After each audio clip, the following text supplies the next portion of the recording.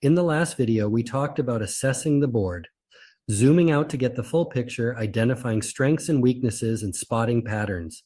If you missed that one, be sure to check it out because today we're building on those skills. At the end of the series, this video will be part of a playlist so that you can binge watch or just move back and forth between steps. All right, so once you know the lay of the land and can assess the board, the next step is anticipating your opponent's moves or thinking several steps ahead. Whether it's life, business, or chess, mastering the ability to anticipate moves will help you stay ahead and possibly avoid costly mistakes. So the first part of anticipating is to visualize the consequences of your moves. Every action or move you make sets off a series of other possible events that could help or harm your current situation. It's important to ask yourself, if I make this move or choice, what happens next? And after that, what's the impact, not just now, but a few steps down the road? A week from now? A month? Anticipating moves is about being able to see those possibilities for the decisions you make. To stay ahead, you need to think, what if plan A doesn't work? What if your opponent does something unexpected? If I make this move and they respond this way, then what?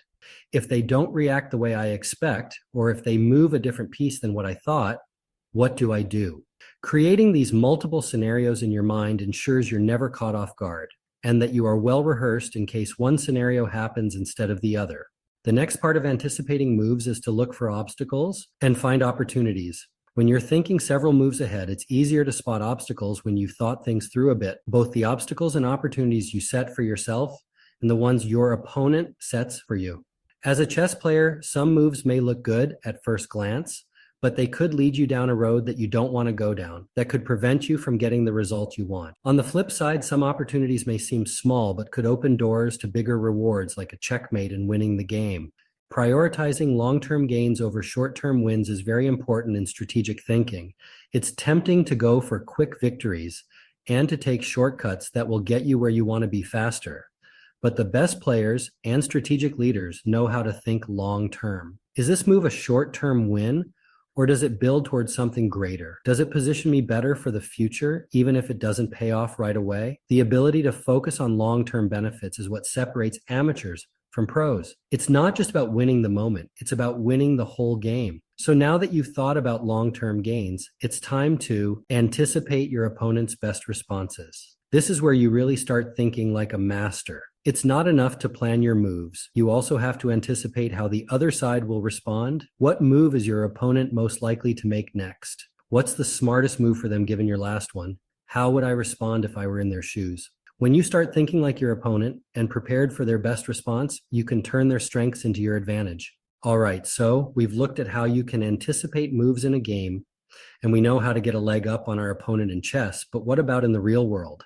In business, leaders anticipate moves in many ways.